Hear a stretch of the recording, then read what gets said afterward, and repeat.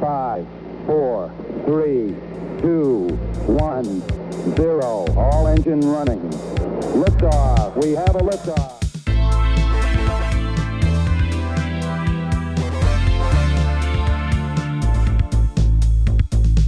You're listening to Tabletop and Beyond with your host, Justin. But before we get started, how was your Geek Week? And co-hosts Dan and Jason. You have to be willing to let the dice help you tell the story. Okay, look, this year I'm going to stop mispronouncing words. Join us as we cover board games to war games and beyond.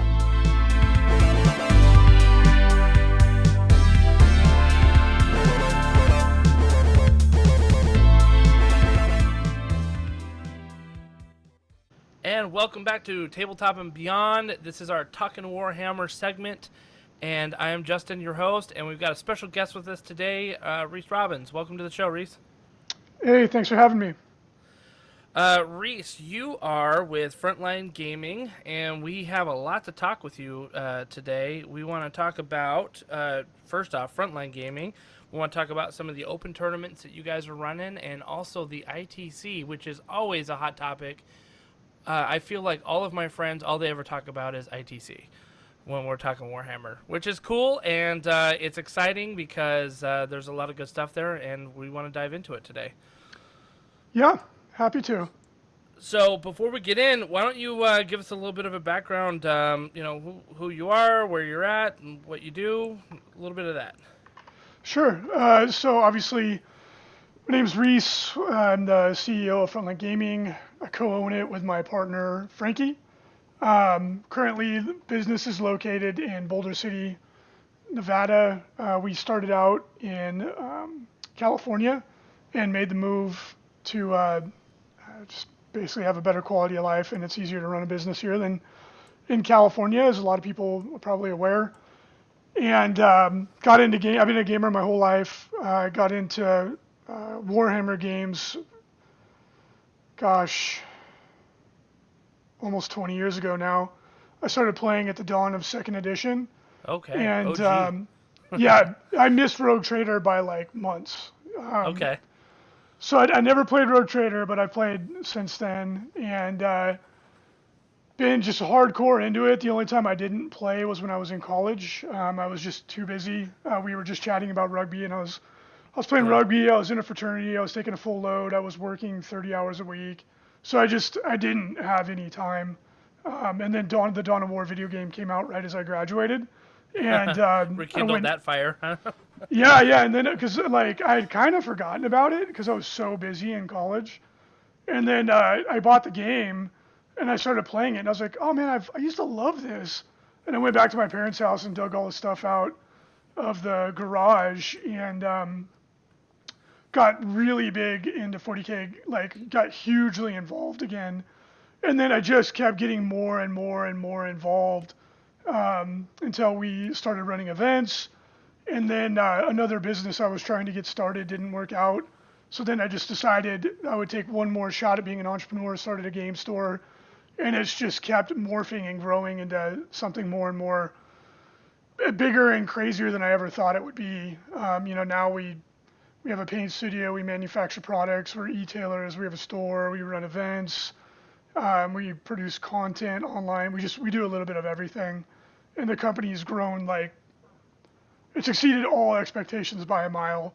I didn't really know what to expect going into it because I didn't have any experience with really any of it. Yeah. Except blogging was the only thing I'd had any prior experience with. So we learned it all as we went, and here we are. Started the ITC as a part of that, and it's been quite the journey. We've been in business for 11 years now. Oh, congratulations! So, where in California did you guys start out? We started in this little tiny town called Martinez, and it's up near it's about an hour away from San Francisco. It's in like the big thing in the town is a steel refinery. It's a tiny little town, and that's where we got going. In a little 450 square foot commercial space, like not even like ludicrously small, and that's how we got the whole thing going. Yeah. Well, that's very cool. Well, I definitely want to touch more on Frontline Gaming and kind of where you guys came from and where you guys were at. So that's exciting. So you said that you played 40K. You still play 40K, I imagine. And do you play Sigmar at all, or any of the other like box games, maybe Warcry, Kill Team, any of that stuff? I do still play 40K. I've taken a little bit of a break. I've been extremely busy. Sure. Like the ITC has joined up with Games Workshop. That was a huge project. I used to play in tournaments all the time. I was a tournament junkie. But since the company's been growing and we've had a lot of projects going on, in the last year I've only played a few times. But generally speaking, I play all the time. I played Sigmar a ton up until we moved. And then when COVID hit, it was a challenge to just find people to play with. And everyone around here plays Sigmar. But in San Diego, 40K. In San Diego, I played Sigmar almost as much, even perhaps more than I played 40K. Okay. All right. Right on. Yeah, we just had a good friend, Matthew Barker, who moved from Virginia to the Southern California area. He's in Laguna Beach, I believe, and he says there's a real big Sigmar crowd out there. Sounds like he there's like a little tournament that's like got 30 people in it, and it was like full like overnight. You know what I mean? And it's just really easy to find games, which is awesome. Yeah, Southern California has a really healthy Sigmar scene. And it's a great game. It's really fun. I hate with a vengeance the stupid double turn mechanic. I can't stand it. And I've been fortunate enough to be able to talk to the game developers, and I'm like, man, what's up with the double turn? I was like, that is literally like all the people I know that don't play Age of Sigmar. That is why, right? Yeah. And I'm like, yeah, and like some people really like the rule, but I've never met someone that's like, I won't play 40K because it doesn't have a double turn. You know what I mean? Like, right, that's true. I was it like, go both ways. Yeah, right, sure. like I was like, I don't think anybody would quit if you got rid of it, but a lot of people would probably start to play.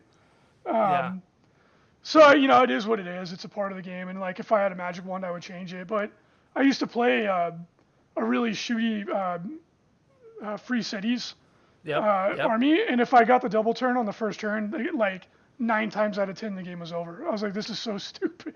Right, yeah. Definitely. I would actually feel bad. I was like, well, here goes my shooting phase again. Again, right. And I think that with the rise of the shooting meta near the end of the second edition, right, of Sigmar, like you really started seeing that happen quite a bit. Like KO was really strong with that shooting, and yeah, and Zinch back then was insane. Yeah, exactly. So no, it's kind of funny because I started playing Age of Sigmar. I didn't start playing Warhammer until about 2018, and I actually got into it by painting models for my my RPG campaigns. Right, I'm like, oh, these models are amazing. Let me get into it. Let me start painting it. And the more I painted, the more I was like, oh, I really want to play this game. Actually, I've just painted a whole bunch of ghosts. Like maybe I should actually put them on the table and see what they do, Yeah. And so I got in through the painting aspect of it, and then started playing Sigmar. So that was like 2018. Yeah, it was like the 2018 General's Handbook when that came out. Like that's when I started playing, and yeah. So the double turn for me is just a thing, right? Like I mean, I quote unquote grew up with it, and it's just been kind of baked into my thing, and so it does feel weird to go play 40K and be like, oh yeah, there's no chance of a double turn here. And you're right that like I'm not going to stop playing 40K because there's no double turn, right? Yeah. But it's funny coming not having come from 40K, the double turn's just a fact for me, and so I don't think it bothers me as much as those who started playing 40K. It bothers them, and I totally understand too. And like you said, with the shooting or magic meta, like it can be a little overpowering sometimes. Yeah, and it's not like I still really enjoy the game, and the models are better than 40K. 40K is catching up, but the models are just spectacular. Absolutely. Yeah, they're so good, and like I do really enjoy the game, but yeah, the double turn, I'm not a fan. Even with a melee army, if you go first and double on turn 1, and you're really fast, you're still, it's not as bad, but it's still absolutely brutal. Yeah, But with melee, at least you alternate, but yeah, with in the old days when I had 3 of the rockets with the Cities of Sigmar and the crossbowmen that used to be able to shoot twice. Right. It was so ridiculous. I was like, well, I've killed 50% of your army and you haven't even done anything yet. You're like, are you having fun? Yeah, right. Exactly. Definitely a negative play experience there. Yeah. Definitely. So have you tried we have another segment on our podcast is the Warcry podcast, like where we focus on Warcry stuff. Have you played any like that or I have or anything like that? So I have most of the Warcry and Shadespire models just because they're like brilliant models. They're so good. They're so good. I've played Shadespire a couple times and it wasn't my favorite. I didn't dislike it, but it wasn't my favorite. Warcry, I've read the rules and I feel like I understand how the game plays. I just haven't had a chance to play it, but it looks a little wacky and wild, which is not my favorite. Like there's a lot of that's not true. I did play once. I played a demo game, and like the random activation of abilities, just depending on what you roll, is not my favorite. Yeah, gotcha. But the rest of it, like if you're playing, in my very limited opinion of the game, seeing as I've only played it once, if you're looking for a beer and pretzels experience, I think it would be absolutely fantastic, right? Like all this goofy shit is going on. It's fun. The models are brilliant. But like trying to play it like seriously, like competitively, due to the random nature of it, I think it would be a little frustrating, but I totally could be wrong. So it's interesting to say. I think that it's at its strongest when it's like a narrative type of thing. You know what I mean? Where you're playing with your buddies and you've got sort of this. They have these kind of quasi campaigns in the books that you can follow, and things like that.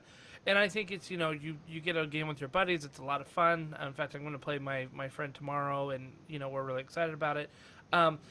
Adepticon this year had probably the first, and it was the first major Warcry competitive tournament ever. Because unfortunately for Warcry, it came out literally 6 months before the pandemic hit, and so before anybody had a chance to start incorporating it into the big events, the big opens and things like that, it just didn't have a chance to get its feet on the ground. So here we are, Adepticon 2022, and this was the first major tournament that had an event. Like there's probably some small event somewhere that had some sort of Warcry event, but this was the first big one, and I think there was 20 people that played over the weekend, which is not a lot. But for a small game, that's really not bad at all. Yeah, and right? That's plenty of people to have a great time. A lot of people get too fixated on the number of attendees, in my opinion, and that's not an indicator of how enjoyable the event is going to be. So obviously the big numbers are awesome and they're exciting, but in my experience, some of the most fun events I've ever been to are the one-day RTTs where you play 3 rounds and there's 20 people. Oh, for sure. And you're giving each other a hard time across the room, Yeah, it's super fun. It's so much fun. And so I think that we're going to start seeing more competitive Warcry out there. And I think that it'll start picking up. That's my opinion. I think they came out with the Tome of Champions book just recently, which is kind of like the general's handbook of Warcry, and it basically had a format on how to run a good tournament, and it even had pre-set up scenarios. So I think that helps a lot with the randomness, because people know how to plan for it, and it cuts down on a lot of that stuff. But in terms of the dice rolls and the activation stuff, that's all still going to be random. And when I say dice rolls, I mean like you said earlier, rolling for abilities and things like that, right? It's not just your roll to hit type of thing.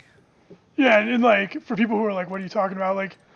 Depending on what you roll, you put the dice together to activate your special abilities. Yep. Yeah, it's exactly. I like skirmish games more as I get older. because for time reasons. Time. It's such Yeah. a thing. And like the game I've been playing a lot lately is actually Marvel Crisis Protocol.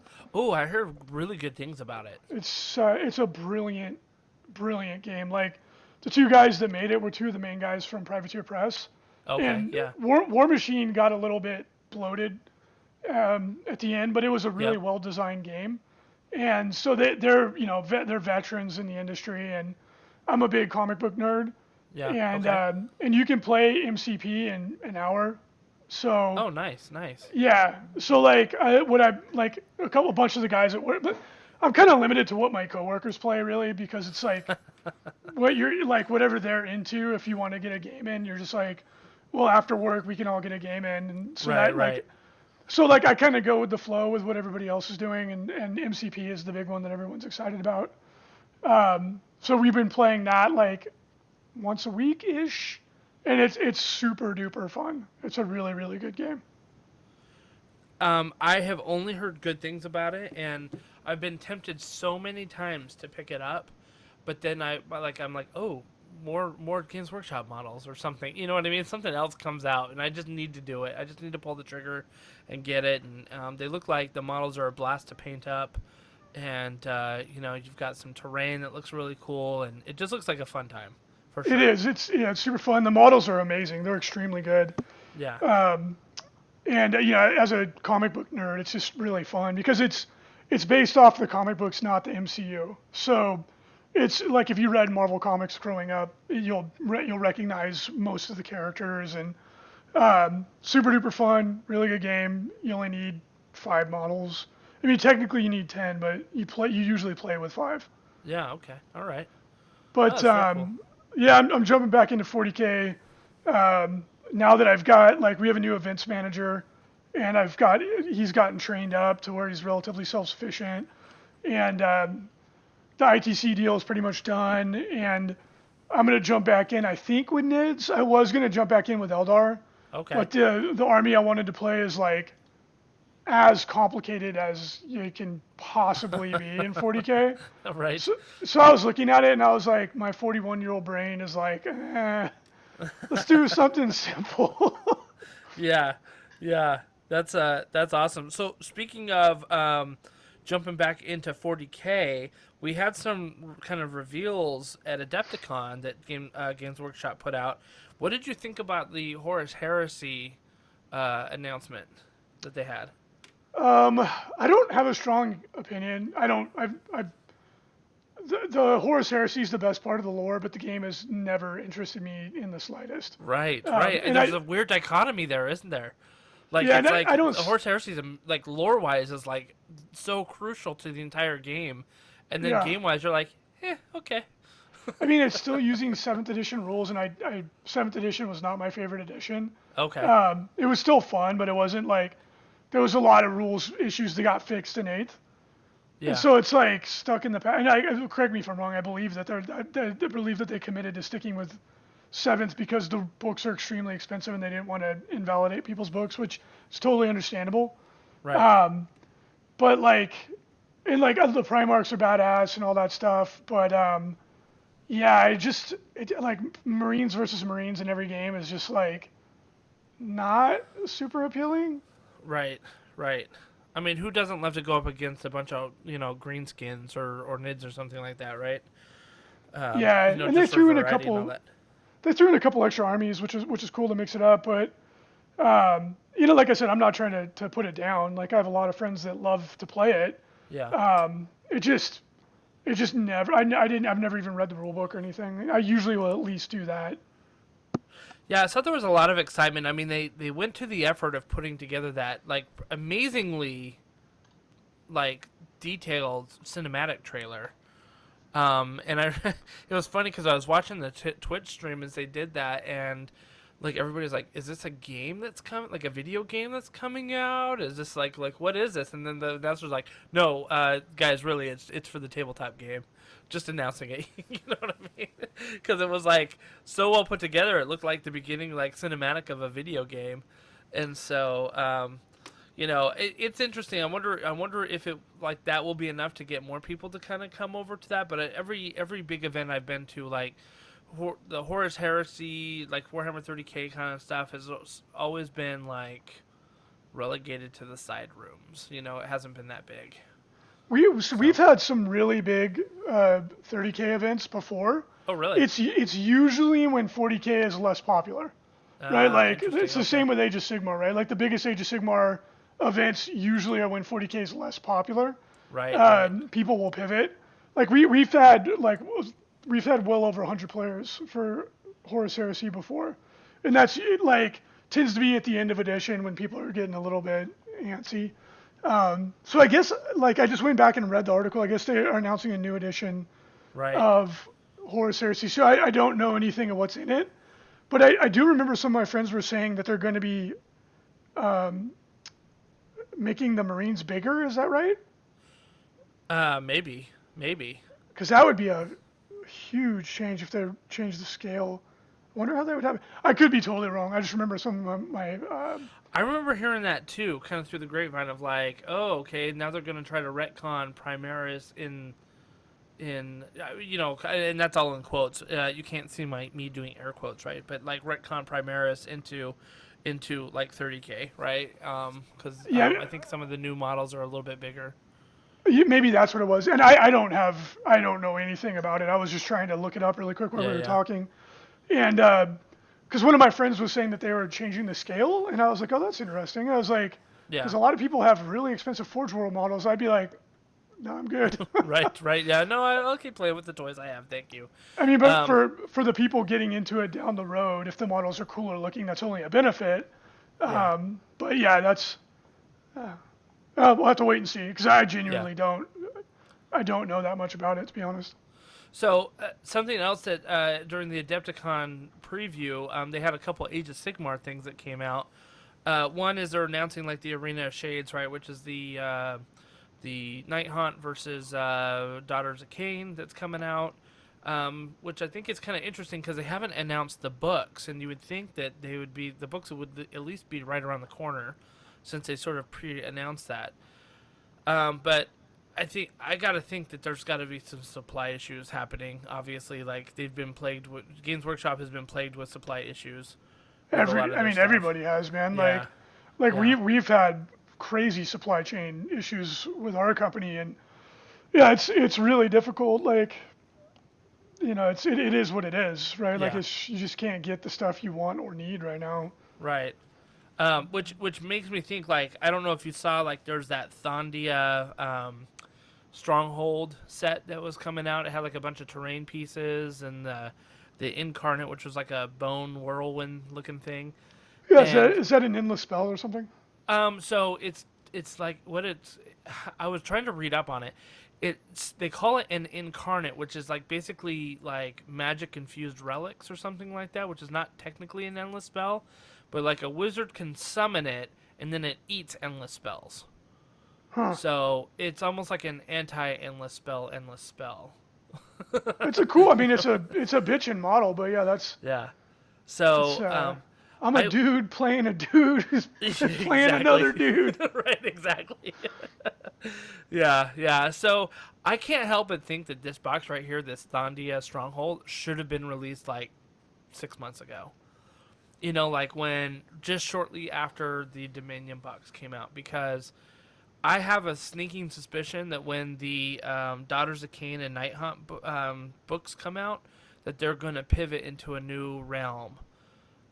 Mostly because those two lines of army, they don't have any monsters in them, really. Yeah. So, like, why would you promote these two armies in a monster-heavy meta right now? Because that's where the realm is, right? And so I've got a suspicion that we're going to be pivoting realms. But, like, why would they release this whole thing, like, a month before or 2 months before we pivot realms? Like, I think the supply chain had a big issue with that. You know what I mean? A big influence on that. Yeah, I mean, as a retailer, I can tell you 100%. They're just now getting back up to speed on all that kind of stuff. And, like, I don't know specifically if they are fully caught up, but as a retailer, it feels like they are now, like, getting caught up. Because, I mean, we had allocations for years, and, it was rough, but it wasn't their fault either. I'm not throwing Yeah, shade. yeah, right, for sure. But yeah, it was brutal, and now it feels like they're getting caught up, but it was a long time when it was like you get 2 or 1. Yeah. You're like, cool. Right. And I remember when we started first hearing about those kind of allocation things, right? Everybody was like, what is GW doing? Like, why are they doing this, right? And this is before, like, all the stuff started coming in, and like, now we understand, now we understand that, like, it was a supply chain issue, and like, I mean, a year and a half ago, we weren't talking, like, supply chain wasn't a word in our vocabulary. Now everybody knows what it is.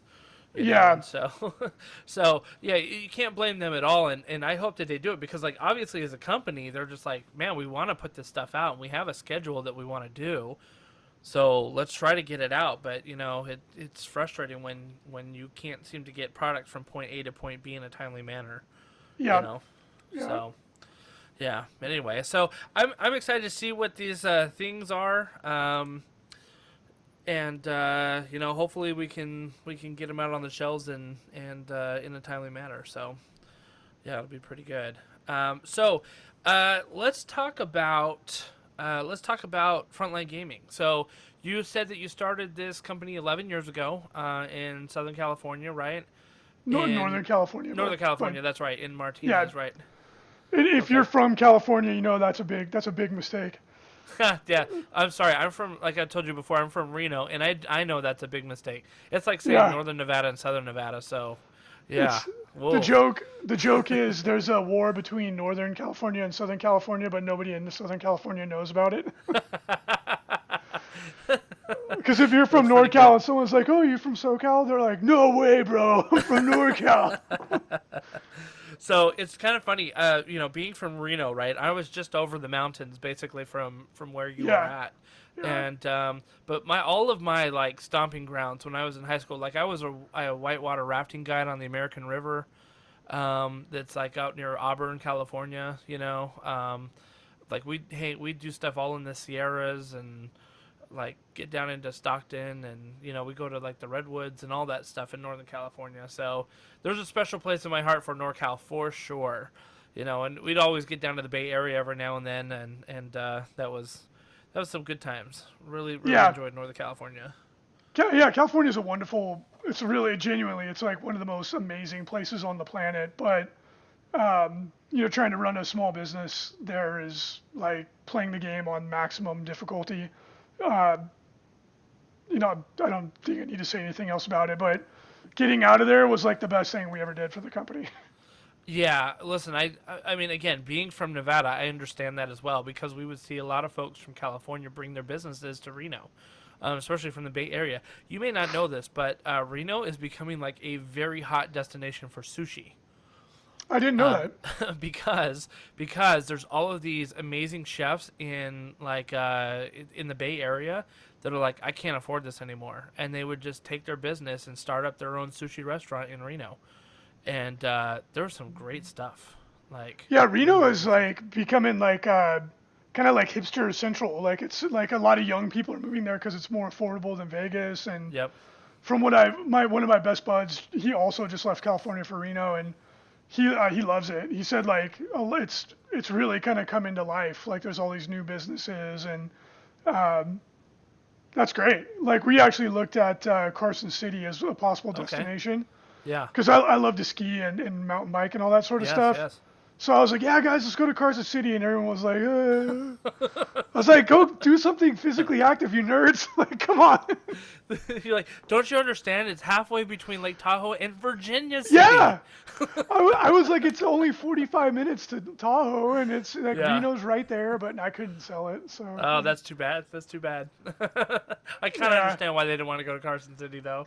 Yeah. A little bit.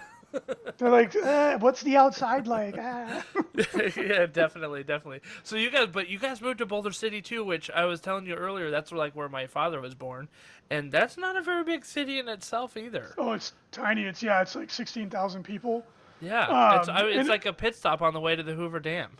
Yeah, that's the city exists because the workers that built the Hoover Dam, that's where they lived. Yeah. And but you know what? I actually really like Boulder City. It's a very charming. Oh, it totally is. like nice, quiet little town, and like I really liked living there. I moved to Henderson. I bought a house in 2020, at the end of 2020. But the year I was in Boulder City, I really liked it. I would have stayed there, but the houses are like pretty expensive. Yeah. Yeah. Because they limit the amount of growth, so there's low supply. But the reason we were in Boulder City and not Vegas proper is the energy here is subsidized. It's cheaper. Oh, and because we do a lot of manufacturing, we have these big giant equipment that draws a ton of juice. Oh, and wow, okay. Yeah, and we got a really good deal on some industrial/commercial space, and it was just perfect because it has like storefront, and it also has industrial space, which is exactly what we need, and it's not easy to find that combination. So I was gonna ask. I mean, like, we're talking about Frontline Gaming, and I think anyone who has played Warhammer in the United States, at least, has come across one of your ads, like whether it be on Facebook or wherever. I mean, I see your ads on Facebook all the time, and so your marketing's working, by the way. Oh, excellent. I see stuff for mats and painting services and things like that. So yeah, like I said, your marketing's working. So I see it anyways. But I was going to ask you, are you guys primarily retail? Like do you have brick and mortar retail? Or are you primarily online retail? What's your deal there? Yep, we are brick and mortar online. Like the majority of our sales are online, obviously. Okay. But yeah, we're brick and mortar, and obviously we sell a lot of stuff at our events. Yeah. Like people go to conventions to put up their booth for a reason. It's just we happen to run. We also happen to run the conventions. Right. So it's charge yourself for space there. Yeah. Yeah. It's so we've tried to build a business that Frontline Gaming is really 5 different businesses all under one umbrella. Okay. And they all feed into and build off of one another, right? So it's like, if you want to get a painting commission done, you can do it with us, and then also get the models at a discount. Oh, and then we can also get a mat and terrain to match your army, and you can do it all in one place. Do you want a table also to play it on? We have 44 by 60 plastic folding tables that we made. So it's like the objective is to be able to be a one-stop shop for everything, right? Like, yeah. And every year we keep building towards doing that, and it was harder to get going when you're doing multiple things at once, but it's better in the long haul, in my opinion. So I was gonna say, did you guys start out that way, like wanting to have all of these services, or did you just start with the idea of like, okay, well, we want to just sell models and be a game store, and then realize that there was a market for some of that other stuff? We started out doing everything. We started out with events first. Okay. And then we opened up a game store. And like I said, the store was 450 square feet. It was a closet. And so we knew that we weren't going to be able to survive just being a store. Yeah. And I had kind of made my name in the 40K community by being a blogger. I started out writing for like Bulls and stuff back when Bulls was basically the only show in town. And so we started our own blog, which is now quite popular. And we started a podcast at the same time. And this is back when there was like 2 40K podcasts. Right. And then we started a paint studio. So like Frankie and I would be like answering the phone, painting commissions while talking to customers and demoing games and planning the next event. And it was nuts in the beginning, but that was the only way we could survive, was we had to do everything. I can imagine. I mean, that's quite the full plate right there. It's funny because I've talked with my friend. I'm like, okay, like if we were to start a gaming store, can we make it viable? And I think that we've come to the conclusion that you guys came to, which is just a gaming store on its own, like, is really, really hard to sustain. It is the dumbest. Sell a lot of stuff. It's the dumbest business model in the world. Like, I was talking to some of my friends that are business people, And I was like, think about what a gaming store is. You're renting some of the most expensive commercial space Right. in like possible, right? Like a lot of people want to go into the mall or something like that. Yep. And if you're in a really small town or something like that, you can get it at a decent price. But generally speaking, that's the most expensive commercial or non-residential space you can rent, right? And you're building an area where people come, spend no money, take your staff's time, oftentimes, or actually, it actually costs you money to have them there. Right. And I'm like, so you're taking a huge financial risk, and you're opening a business with the intention of having people hang out all day and spend no money. It's the stupidest. I mean, they're awesome, right? Because like all of us hang out in them and they're fun. Right. But and God bless anybody who does it, like we did it. But like thinking about it purely objectively, you're like, this is idiotic. Like this is the dumbest business model of all time. Right. And rents have been going way up, especially on industrial and commercial space. So it's like, I don't see, unless you're in a place where you get a hell of a deal on the rent, I really don't. I think that the future of the game store is going to switch to a service-based business model. I don't. Where you rent out tables or something like that? Yeah, I think going to like a gym type business model, or like having a hybrid where you're selling food and beer. Yeah. Like it's just, unless you get a really, really good deal on the rent, I just don't see it work. Like looking at how much rent has gone up in the last couple of years, especially, I don't see, like, it's just the margins in retail are terrible. Like I don't see how you make enough money to cover rent, pay employees, and have any kind of a decent life. Well, and especially for the wargaming stuff, right? Like let's say I buy an army and I invest in an army, and it's anywhere from $500 to $1,000. Let's just say, you know what I mean? I may do that at the beginning of 1 year and never buy another thing for a year and a half. But you're at the game store 2-3 times a week. Exactly. Yeah. You know? And it's like, and the thing, like, people don't realize, like, if you have a good sized store, like, over 2,000 square feet, and 2,000 square feet is not big, right? Right. Let's, No, like, they're spending an insane amount of money on rent. Whenever I tell people what we would pay on rent, and we were always in like the bad part of town and the cheapest possible rent, people's eyes, they would boggle their mind. Yeah. It's like 2, 3, 4, 5, 10 times what you spend on your home. Right. And that's just the rent. Like if you like run the AC and you're in a hot area, the electric bill will be 4 figures. Right. Every month. Oh my gosh. Yeah, I'm not kidding. And it's like, that's just to run the AC. Yeah. And it's like these gamers who are in there not spending any money are like, oh, it's hot. You're like, buy something and I'll turn the chips, AC dude. on. We really need you to buy some chips. Yeah. So I talk to people all the time because everybody wants to run a game store, and I did too. Yeah. And you pretty quickly realize you're like, the margins have gotten shittier because you're competing with Amazon. So you have to sell at a discount, typically speaking. If you manage to sell at MSRP, good for you. Right. So your margin is nothing, and your overhead is extremely high. I'm like, whew. This is a cool model, guys. Yeah.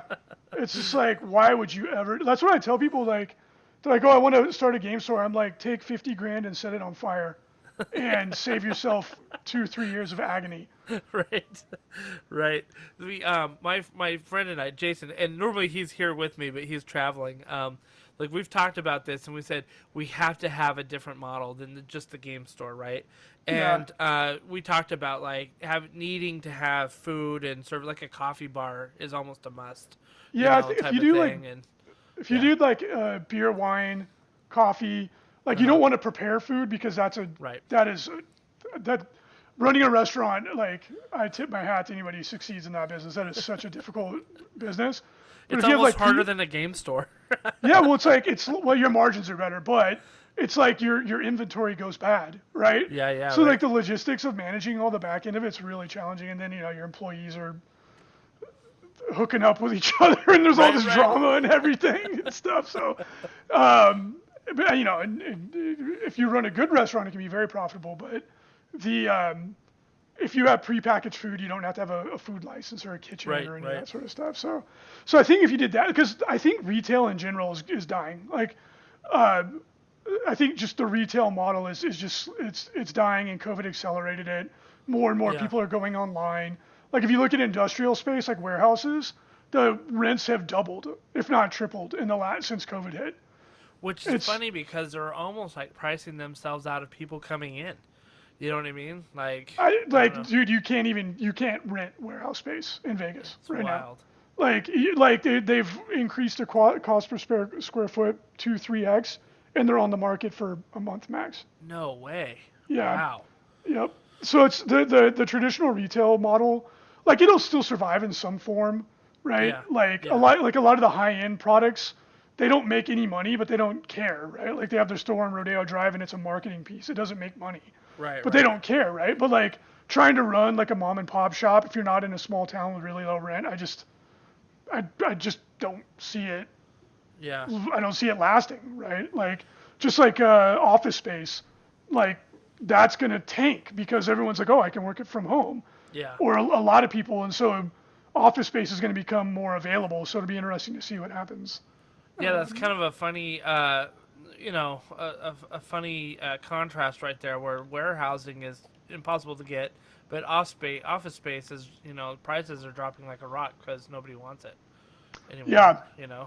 So yeah, things are changing pretty dramatically right now, and I mean, heck, if you could find out a way to run a game store in an office building somehow, get the zoning changed or whatever, right. that you might be able to get a good deal there, because that's what CrossFit did. They went into industrial space, which is the cheapest price. Yep. And then they boxes, right? Yeah. Yep. Oh, That's exactly right. So you guys do manufacturing. You said tables. You make your mats. You've got painting services that you do. Obviously you sell the models. You have a second-hand model store that I have checked out many a time. That people will sell you guys models and you turn around and sell them as loose models. The reason why I look a lot at your loose models is that, as I told you before, I play Warcry, and so sometimes I don't want to invest in the entire, I don't need a whole box of demonettes. I might just need 4. Or something like that. And so loose models are amazing finds when I can find them, because I can put together some nice little war bands to play with without having to buy a box of 20 of them that I don't need.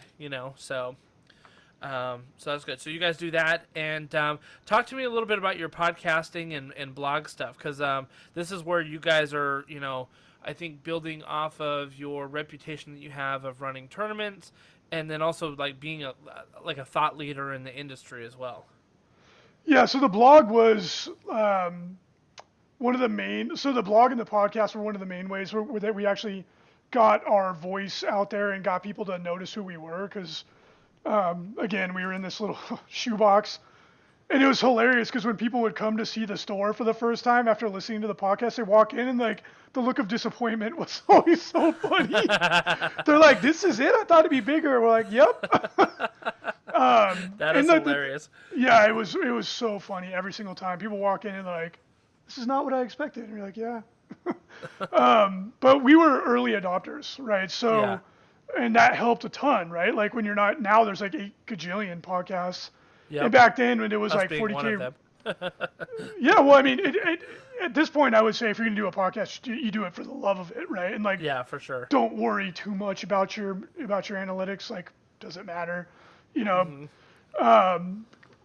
But back then you were competing with like 40K Radio, and like I think there was like one or maybe 2 others. That was it. Right. And we were the only competitive 40K podcast in the world at the time. Yeah. And we were also one of 2. I think we were one of 2, maybe 3 competitively oriented blogs. Okay. So it was like we found our niche right away, and like Frankie and I, especially at that point in time, we were 2 of the best players in the world at that time. So we really, really knew what we were talking about. And when you have that really valuable knowledge, and no one else is out there putting that content out there, we were able to develop a really big following really fast. And timing was a big part of that. And like I didn't know how to make a blog. I was figuring it out as I went. And our Yeah. podcast, we were recording on a laptop with a $10 microphone. What in the store while people were in the store. You know what I mean? So the quality was shit. That's awesome.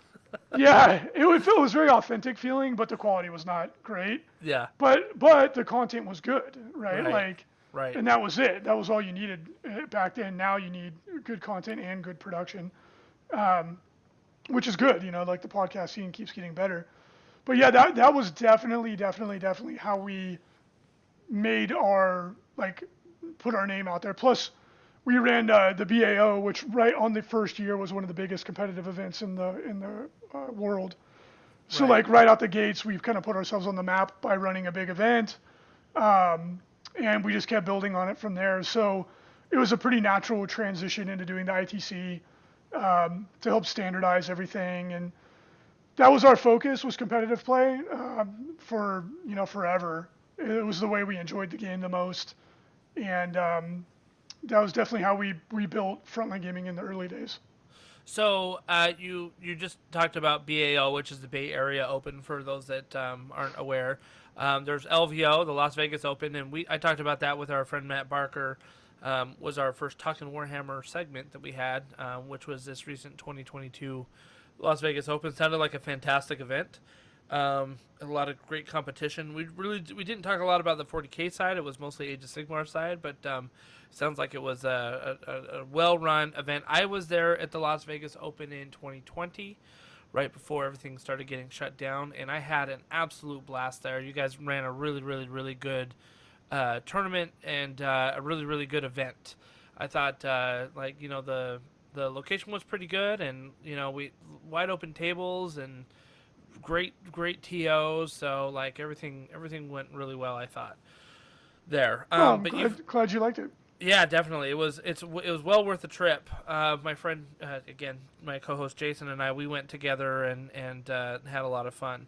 But you guys have expanded a little bit too, right? Like you have some new opens that you are sort of sponsoring. I don't know how new they are. They're new to me. Like I heard about the Cherokee Open just this year. Yeah, so during COVID, when nobody else was trying to book events, we were like, now's the time to strike. Yep. So we went out and we started a bunch of new events because, when no one else is buying, it's easy to get a good deal. Yeah. And so we rolled the dice and we started a bunch of new events. The Cherokee Open, brand new. It's in North Carolina. We have the Atlantic City Open, which is getting ready to go in June. And that's really turned up. Like, you talk to my friends here in the D.C. area, right? Like, that is a big event that they love going to. And again, it's a brilliant. It's well run. Oh yeah, thank you very much. Yeah, that will be our second biggest event in time.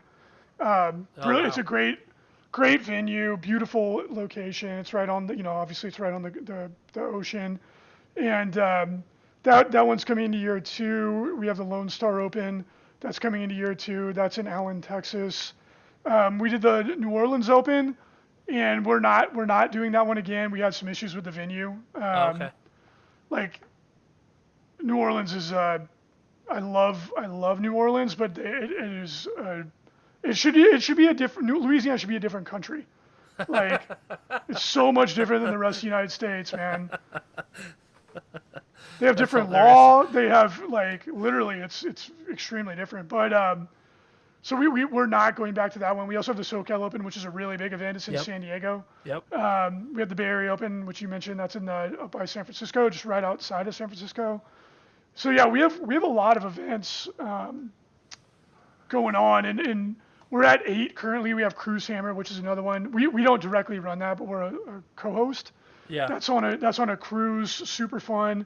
And if you don't mind me making a plug, Absolutely, go for it. Anybody who signs up for Cruise Hammer, and I think the next week or 2, they can get their kids for free. Oh, that's cool. Yeah, so it's a really affordably priced 7-day full cruise. Frontline Gaming doesn't and I'm not trying to push it because we get anything. Our friends run it, and we just want it to be successful. Like last time, there was 80 people. It sounds really cool. Like, it is amazing. I only played 2 games of 40K the last time I went. Yeah, because it's fun just to hang out. You get a week of quality time with people that you probably only ever talk to online, if at all. right. and you're having dinner together and you're going on excursions together, and it's just a really, really fun vacation with other like-minded people. I totally recommend it. And who doesn't want to play a little Warhammer on their vacation, right? Yeah, and it's like your wife won't get mad at you, or your husband, or whoever, your significant other, because there's stuff for them to do too. Right. And, Exactly. And if you like food and booze, there's literally an unlimited amount. Oh, that sounds really, really cool. I was looking at that on your webpage and I'm like, oh man, this looks really awesome actually. I think my buddy and I will have to convince our wives that we need to go on a cruise next year. Yeah, I super recommend it, man. Like, and again, like my company gains nothing from it. Yeah. So I'm not trying to like sell anybody on it, on something that is lame. It's just we are involved with it because I've been on 2 of them and I had a blast. So with these, like the Atlantic City Open and the SoCal Open, and some of these other ones that aren't there directly, like in Las Vegas, right? Are you guys actually running them, or are you farming them out to your friends who are in those areas? Like how does that work? No, we run them. Okay, so you actually fly from Las Vegas to, or you truck it all out there and everything? So yeah, we truck out all the gear, and then oh wow, the staff that needs to be there flies. Yeah, it's logistically that was quite a challenge figuring all that out. I was like, I have way more respect for truckers and trucking companies now, because like what we're doing is relatively simple. It's there and back. Right. But like getting all the logistics of timing and everything, like it is not as simple as I think people would think it is. It's also really expensive. Oh, dude, like if you even look at, renting a U-Haul. Well, you can't even get them in a lot of places right now. I know, but like I remember, this is gosh, what was it? This was like 10 years ago when I was looking to move, right? Getting a U-Haul, I'm like, wait, how much is this again? And it actually ended up working out cheaper to pay movers. And like I wouldn't say cheaper, necessarily, but like if you factored in the time of doing it all yourself, it was cheaper. You know what I mean? To have movers do it, but it is probably crazy expensive to haul all that stuff from Las Vegas to Atlantic City. I mean, that is literally across the country. Yeah, it's not cheap. But it is what it is, and we're actually thinking about just buying a container. Oh, interesting. Okay. And yeah, because then we can leave everything stored in it as well. It's kind of 2 birds, 1 stone, and then just have a rig come and pick it up and haul it out. But yeah, that's an interesting concept. Yeah, well, that's very cool. It's interesting because I think you touched on something that leads us into our next discussion about the ITC. With you running these different opens, I think what you're able to see and what a lot of us gamers are able to see is better standardization.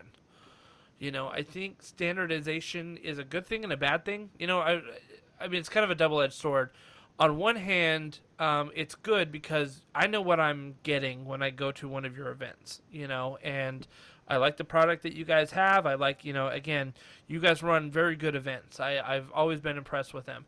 On the other hand, you've got like little other tiny tournaments like, what is it? It's the team tournament that's in Nashville, right? I can't remember the name offhand, but it's got its own culture and things like that that's a little bit different. So standardization kind of has a double-edged sword, but I think that for the purpose of competitive play, standardization is really, really important. Yeah, 100%. And that was always the objective with everything we were trying to do. Like when you come to a Frontline Gaming event, you want to have the same experience, and that was the objective with the ITC.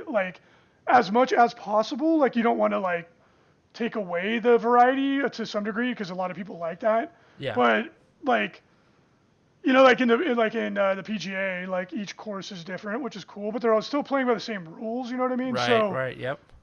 Because we always knew, and everyone agreed that it would be easier to get people to travel to events if they were going to have generally speaking the same experience, right? Right. Yeah. From point to point. So that was always one of our objectives, was to try to standardize the play experience. and to make it easy for people to just like, hey, yeah, I want to go to the event and not have to go look like pour over the player pack and go like, oh, okay, like what goofball thing did they add to this event that's gonna like make my army not work right or whatever. Right. Exactly. Which I never understood. I'm like, why do you do that as a TO? Like, all you're doing is making it less appealing for people, but for some people, like being creative is really important to them. So it is what it is. Right. I mean, unless it's, I think those gimmicky events are a ton of fun, and I think as long as you know what you're getting going into it, like that's the important thing, right? Instead of like a gotcha moment where you're like, oh, I'm sorry, I didn't read subparagraph 3.2.1 that tells me, that tells me that my ability doesn't work. Then I built my whole army around, so that's cool. The missions should not get in the way. It should facilitate a fun and fair game. Yep. It should not dictate the outcome of the game. Like, dude, like that was one of the reasons why we started the ITC. Was we used to call them wacky and wild missions. And in the old days, like I don't know how long you've been playing, but if you got started with AOS, you haven't been playing that like too long. Right. But in the old days, every time you went to a tournament, it was literally a different experience. There was zero standardization, none. Yeah. So every TO was just like pulling shit out of his ass. Excuse my French. And like, dude, you go to a tournament and like this turn everyone moves double speed, and next turn everyone moves half speed, and you're like, this is idiotic. Like. Right. Like this is the dumbest thing I've ever done in my life. I mean, like how can you plan for that? You know what I mean? And I guess that's the point is you can't plan for it. Like that's what the TO's trying to do, right? It's like, oh, here's the little thing that's gonna switch it up a little bit. But at the end of the day, you're like, look, I've been trying to practice with this army for the last year to refine it to where I've got it down to where I need it to be, only to have a wrench thrown in the works because the army I'm facing off against gets double speed and charged me on that turn and just destroyed me. Yeah, and it's all because the TO wants to play amateur game designer, which again is totally understandable. Like being creative is a huge part of tabletop gaming. It's like one of the most core things that makes it so fun. But like that's not the place. Like a tournament's not the place to like, let's just try this out. It's like, did you play test your missions? No. Did you even proofread them? No. And like the really fun part was when they would keep them secret. Like, we don't want anybody actually practicing these before they come. And then you show up and you're like, well, my army doesn't work. Yeah. Yeah, like, that's cool. I remember having some RTTs where like the missions were hidden until you got there, and you're just like, really? Why? Like why? Like why? are we doing Like, this? Yeah. you're gonna like optimize your list for the mission? You're like, yes. And if you want to get around that, write balanced missions. Yeah, Like, exactly. Don't. And I think that's an important aspect of this, and like you said, probably one of the main reasons why you guys started the ITC. But if you really want to be competitive, let people be their best, right? Let people absolutely be their best, and if they can see the 5 missions that you have, or whatever they are, okay, well let them plan for that, and let them understand like, okay, if I'm bringing in a Blood Angels army or something like that, I need to be able to plan for Tyranids on this mission just in case. So how do I balance my list like that? And so being able to let people plan, being able to let people practice, being able to let people work their meta that's locally to them, and maybe now that we have Tabletop Simulator online, you can try it at almost like a national or global level, to try out your lists. I think that definitely ups the competitive play for everybody, like for you to be able to prepare and bring your best list. I think that's so important. Yeah, and in the old days, that was like a foreign concept. Right. Like people would like judge you for like wanting to like win. Like, oh, you're a whack player, and you're like, no, man, I'm just competitive, and I enjoy the game more when I'm having a close, fun game and both players are really engaged. That just makes me enjoy it more. Right. And it was like this battle for years to like change people's perceptions in that regard. And I think esports helped a lot. But the best thing GW ever did was to just say there's 3 ways to play. And I was like, thank the Emperor, you finally acknowledged that different people play the game differently and that it's okay. Like, right. If you don't like playing competitively, that is 100% fine, right? Yeah. Like playing narrative. For you. Yeah, for sure. Yeah, playing narrative games is a blast. It's super fun. Yeah. Yeah, But it's just, definitely. yeah, like in the old days, it was a mess, man. It took such an effort to change that culturally. Like it was a many years long project, but now, and I don't take full credit for that either. I hope it didn't come across that way. We played a big part in it. I'm really proud of that, but it was a community Absolutely. effort. Yeah. And So when did the ITC start? Like actually start? it, gosh, I think it was 2014, Okay. All right. if I remember So we're coming correctly. on 10 years almost. Yeah, yeah, Eight to because 10 years. I Yeah. guess it was because we had that gap year because of stupid COVID that I kind of forget about. But so like there was like often with Frontline Gaming, like we take another person's idea where they attempted it and it didn't quite work, Uh-huh. but it was such a cool idea that then we take a crack at it, and largely because we got to learn from the other person's attempt, Right. it worked, right? Like the LVO was because GW ran an event called the Throne of Skulls in Las Vegas, and it was amazing. It was so cool. We had so much fun. And then they only did it 1 year, and we're like, what? It was awesome. And then we ran an event in Vegas. We're like, oh, it's hideously expensive. I understand. I understand why you only did it 1 year. Yeah, that But we casino were, space isn't cheap, is it? oh my goodness. Like I tell people, I'm like, I could buy a nice house for what it costs to run the LVO. And like, we were young and dumb, and we just did it anyway, and then we figured it out. But Yeah. it was the same with ITC, right? So before there was a rankings HQ. I think it was. God, I hope I'm not getting that wrong. I've told this story so many times. I can't believe I'm getting old. I'm getting senile here. But I believe it was called Rankings HQ, and it was an Australian guy that did it. And when someone showed it to me, I was like, oh my gosh, this is so cool. And we would check the rankings all the time, but the technology wasn't quite there. Like this is pre-ubiquitous smartphones. Yeah. Right.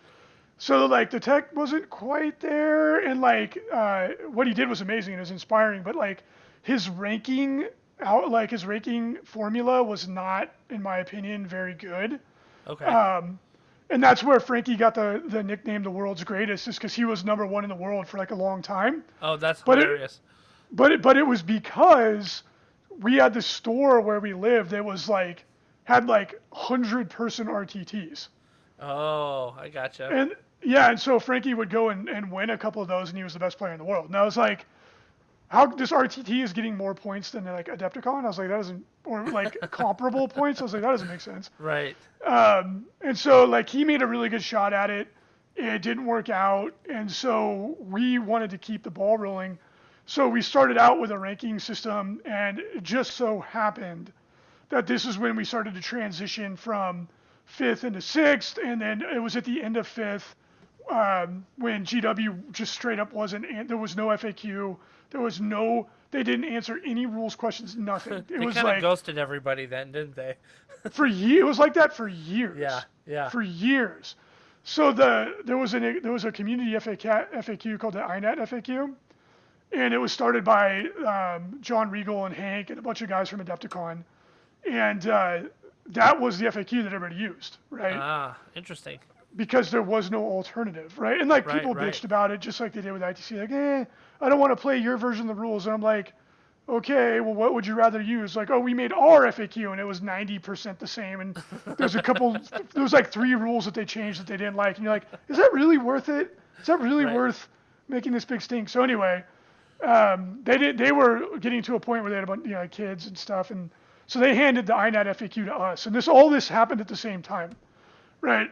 So Oh, like wow. Yeah. we inherited the FAQ, and we picked up the ball where the ranking system got, I don't want to say it got dropped, but where the previous person was like, oh, this isn't worth my time anymore, and GW was ghost.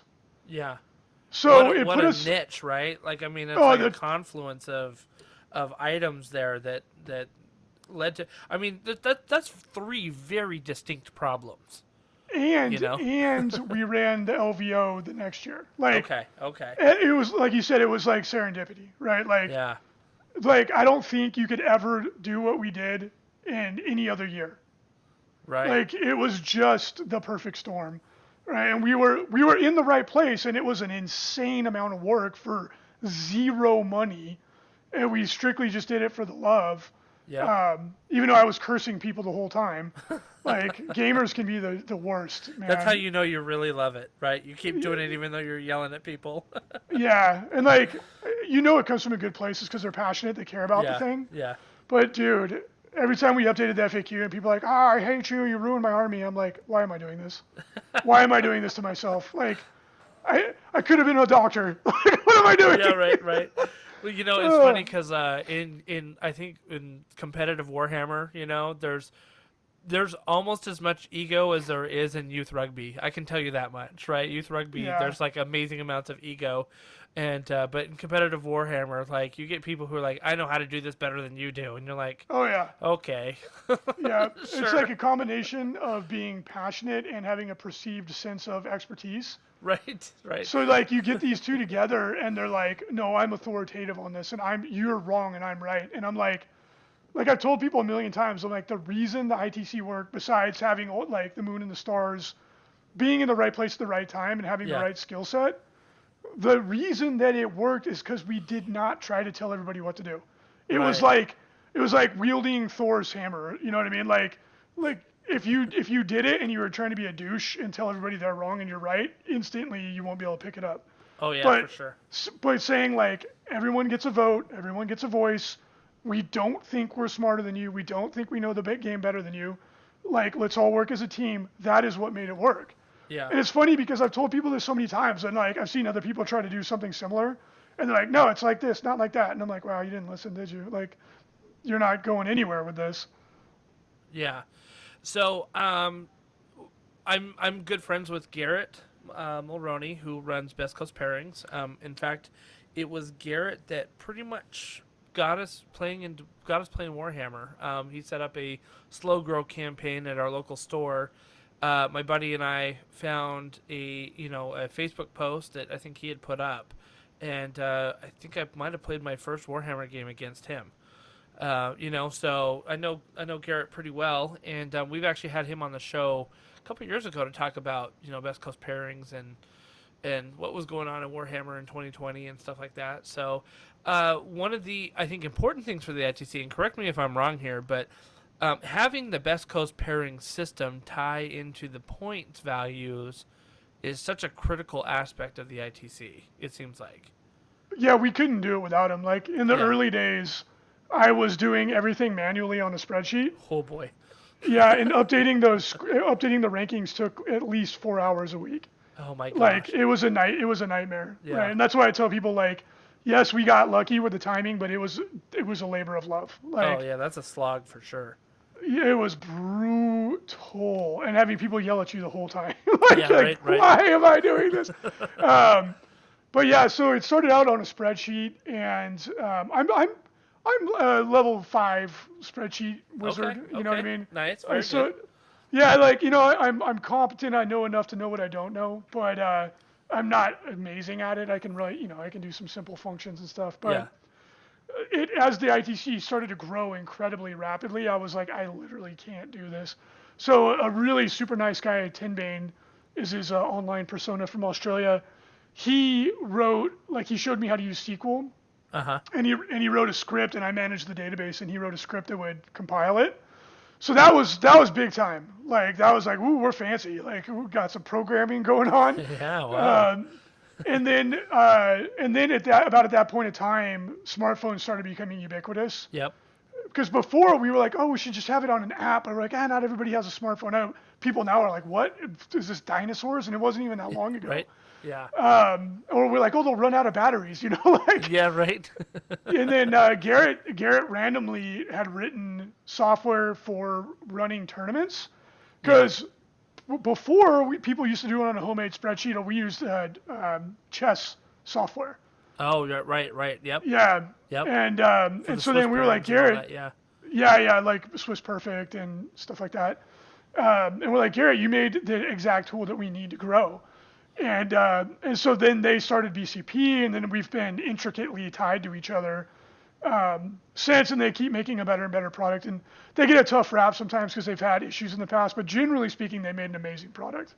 And we would not be where we are without them. Yeah, definitely. I mean, like they again, they were in the right place at the right time to fill a niche that needed to happen, right? Like that app was destined to come out in one form or another. Yes. Right, and Garrett happened to be the person to do it, and he knew you guys, and you know what I mean, like so, the rest I say is history, and it's so funny because you may have seen some of the controversy that's come out of Adepticon this last weekend from the Age of Sigmar side. Yes. And it's funny because on all of my chats, including the ones that Garrett's in, and he's been professional about this, but including the ones that everybody's saying, why don't they use best coast pairings? Like, why is this so hard for them?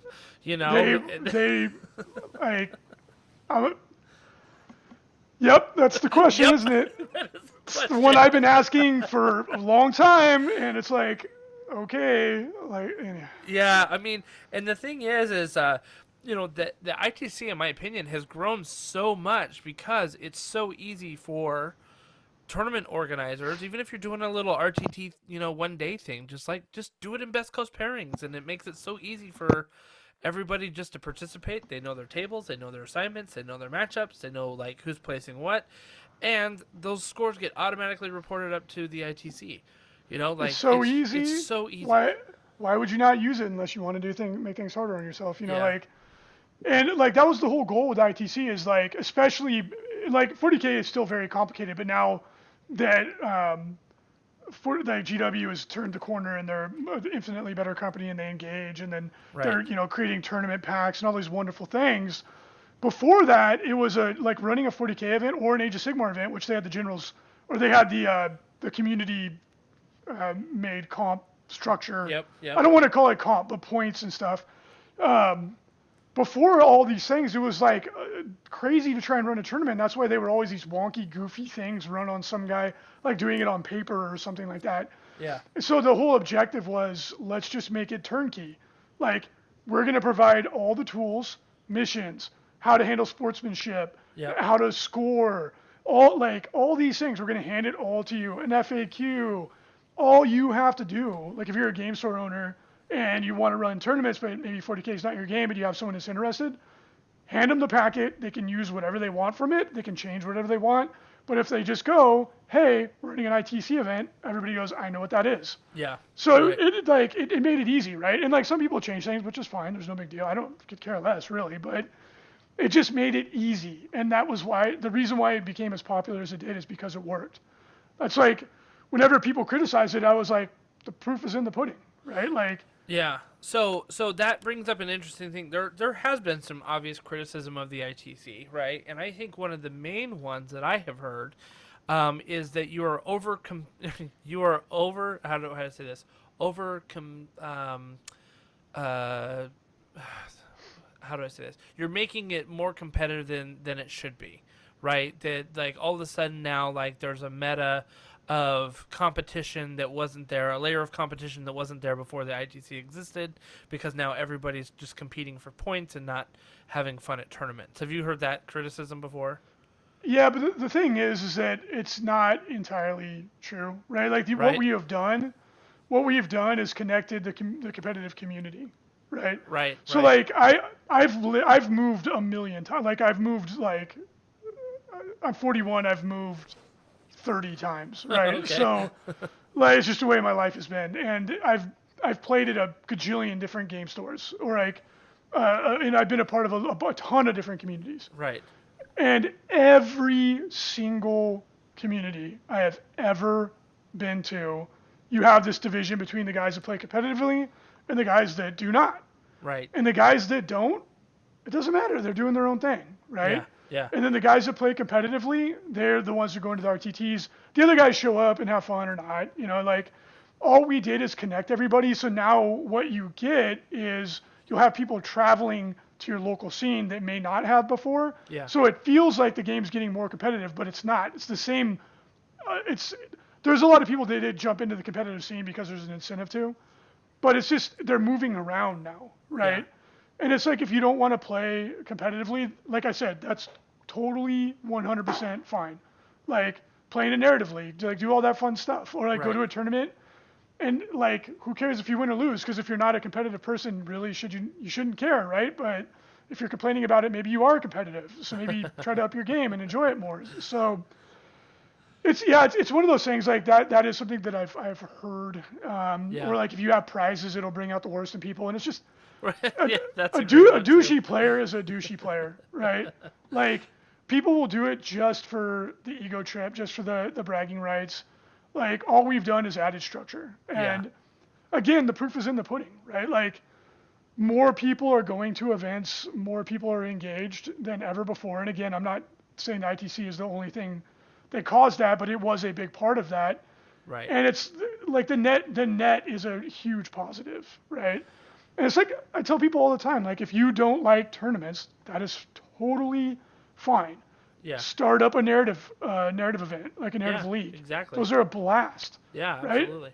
Like create the community you want to be a part of. Yeah, 100%. I think that is like the biggest counter to that right there. And here's the reality of it too, right? The ITC hit right at the zeitgeist of where it needed to be because again, like you said, you guys were the right people, the right time, the right place.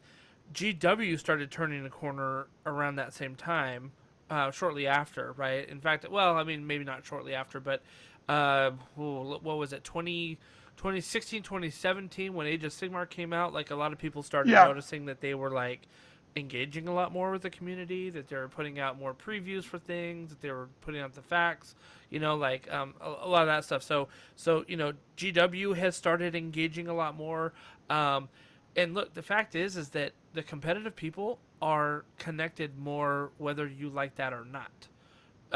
Because the thing is they're going to go to these tournaments and they're going to be like, hey, man, like, I had a really good game against you. What's your phone number? Join my Discord chat. You know what I mean? Like, they're going to get connected anyway. And the ITC, like you said, has just given a competitive structure to that connection that was already going to take place. Right. So, like, for example, I told you, my friend moved to Southern California, and we still chat all the time about lists and competing and stuff like that. And he's in a completely different meta now because he's in California and I'm in Virginia, and yet here we are still connected because, technology has allowed us to do that. And so I don't think it's the ITC's fault that, we're seeing more competition. I think too, we're seeing bigger events that are happening. And again, this is, I think, directly related to a lot of you guys, right? The Las Vegas Open, the Bay Area Open. We're seeing these big events that are happening that more and more people want to be a part of. And, like, that's a big part of the competition too, right? And then all the RTTs that lead up to it. It's a lot like the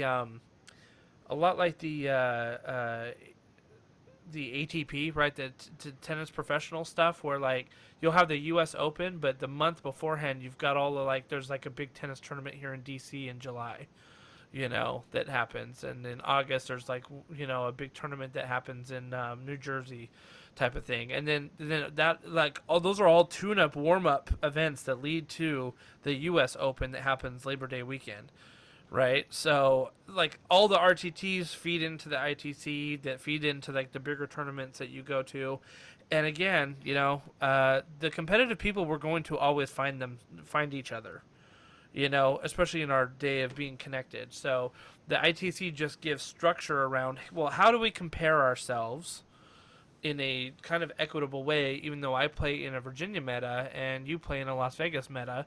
How can we compare ourselves and see who's doing well, And I think that speaks volumes to your guys' ranking system because I don't think that that's easy, but I think that it's pretty good. I think it's a pretty good system. Thank you very much. Yeah, and like there's always room for improvement. We never set out saying we're the best. It was just like we felt like the game would be more fun, like the community would be more engaged with it. Yeah. And we were fortunate enough to be in a position with the work ethic and the skill set to make it happen.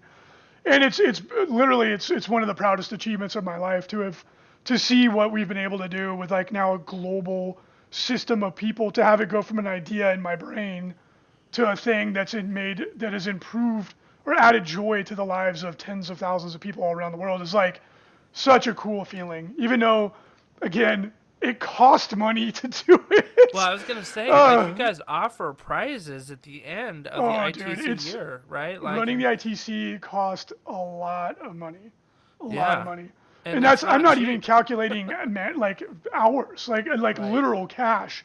But there was a, and I'm not trying to play the victim card or anything. Like it made our company extreme, like much. It made our company globally known, Right, even though we're a right. relatively small company. So like there was definitely a benefit for us. It's just it's an intent. It's a difficult to measure. Right. But we did it. We did it for the love of the game, like literally. Well, for the there's love of the something game. very, very special at the end of the LVO, right? Where normally you're just handing out prizes to whoever, won the tournament, maybe best in destruction, best in order, or whatever. Obviously I'm talking Age of Sigmar here, but, you're handing out prizes. But then you get to say, okay, let's talk about the ITC prizes, right? And you get to go through the different factions, and you recognize those people that, like, crushed it. I'm going to go back to, Matt Barker. He ended up winning Best Nurgle this last year by like 4 points.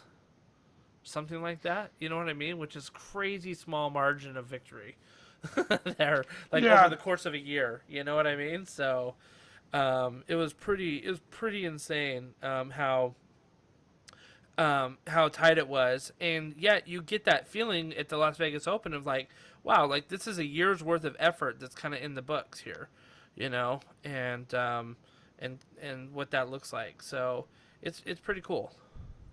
Yeah, it's really neat. It's quite the accomplishment the team and the community has pulled off, and definitely something that on a personal level I'm very proud of. And now it's really cool to see GW getting involved and have official partnership and recognition. It's validation of all the hard work, and to everybody that made it possible, it's like a sincere and heartfelt thank you. Like it was worth all the time, energy, and money to make it come to life. So it's been cool. It's something not very many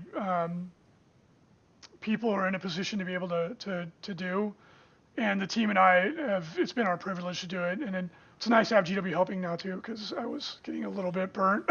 Well, so this is probably the last topic that I want to touch on. There was a big announcement, what was it, about a month ago, that the ITC, you guys, and GW were partnering up for their Warhammer Open events here in the United States. So why don't you talk us a little bit about, like, what is that partnership exactly, and, like, what does that mean for you guys, and what does the future look like for the ITC and Frontline Gaming? So the GW is going to be very, very involved in it, which is great, right? Like having a third-party company, like having influence over the way your game is played, is not an optimal position, Right. For them, and we understood that. That's why we entered into negotiations to partner up.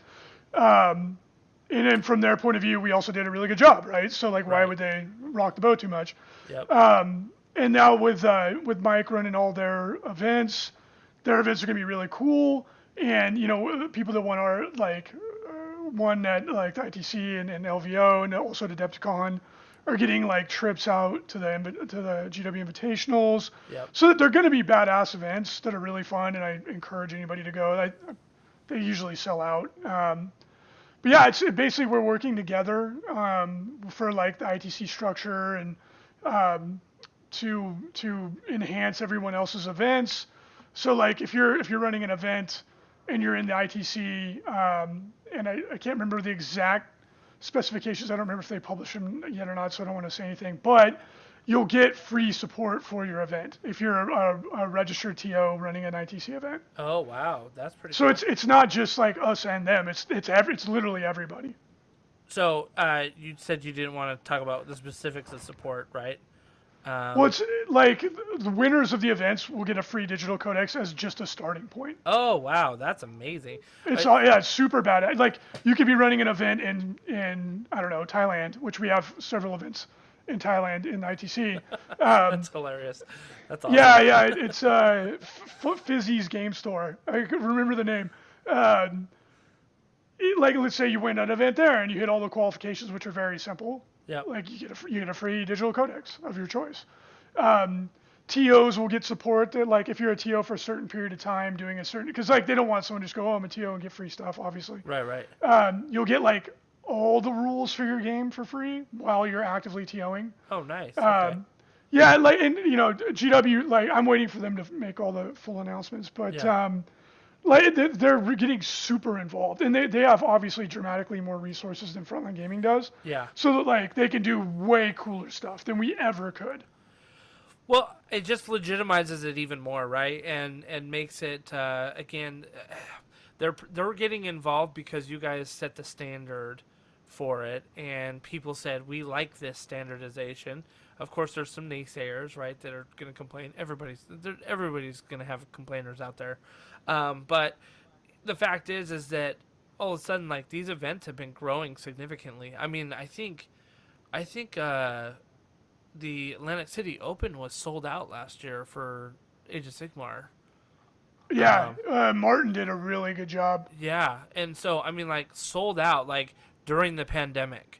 You know what I mean? Like it was incredible, and I'm sure they're going to be sold out again this year if they're not already. I don't know when tickets have gone on sale for them, but I already know a whole bunch of people are already planning to go. So, you know, like the fact is that you guys are seeing a huge uptick in demand because of the standardization, because of the quality of events that you guys are running. And again, the tie into the ITC gives a little bit, you know, it's always fun to go look your name up and see how good you are compared to your friends in the world, you know? Yeah, it's fun. Yeah. Right? Absolutely. Like, it's just fun to see yourself rise and fall in the rankings. It's, you know, like if you play online video games or whatever, like I used to play Dawn of War competitively, and it was fun to see yourself on the leaderboards. Oh, I hit platinum. You know, it's just fun. It makes the game more engaging. Well, and it's, you know, it's great because that means that Games Workshop is involved in the game, and they're going to get faster feedback on how to improve their game, right? If they're seeing how events are being run, how things are going, they'll understand, like, oh, you know, some things may not be working, and let's work to fix them. So I think it's great for Games Workshop to step in, let you guys still kind of run it, but give you all the support that you need to do that. That's a great position to be in right now. Yeah, it worked. The ITC worked as well as I ever could have dreamed it working. You know, like I feel like it was mission accomplished, and it's a very satisfying feeling, and not just for us, for everybody, because like it obviously wouldn't exist if everybody wasn't participating and enthusiastic, even enthusiastically critical. You know what I mean? Like all those things helped to make it, and I feel like the eagle landed. You know, I was like, wow, like I've had a lot of failures in life because you know, being an entrepreneur, that's just the way it goes. And when something like that you're really passionate about sticks, it's a really cool feeling. That's awesome. That's awesome. Well, Reece Robbins from Frontline Gaming, thank you for coming on to this show. A lot of great information here. Love that you guys are succeeding. You know, especially stepping into a leadership role in the game, in the industry. I think you know, when I see your ads, like you said, you're an internationally known company, which is pretty amazing, and a thought leader in the community. So appreciate you coming on the show, sharing your thoughts, and you know, we'll have to have you back again sometime soon. Thank you very much. It was a pleasure speaking to you. All right, you have a good night, everybody. Thank you for listening. Feel free to leave us some content on our Facebook page or Twitter when we get this posted out. Let us know what you'd like to hear. If you want us to talk about something specifically Warhammer, let us know, and we'll talk to you guys later. All right, have a good night, all.